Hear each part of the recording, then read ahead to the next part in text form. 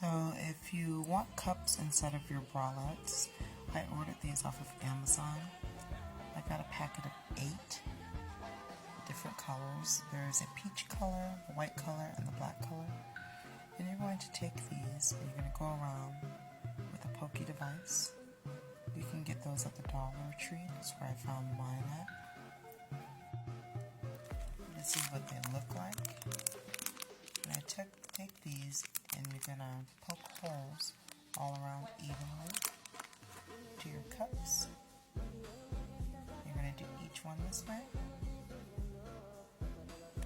Make sure you don't do it too tightly, and you're going to single crochet, and in between each single crochet you're going to chain 1. That way it can stretch and it doesn't pull or pucker the cup. And then you'll make your cups as normal, and then you'll put this on the inside and you'll whip stitch it to your project all around, and then you'll have some nice supportive cups if that's what you choose to do. So, like I said, the pokey device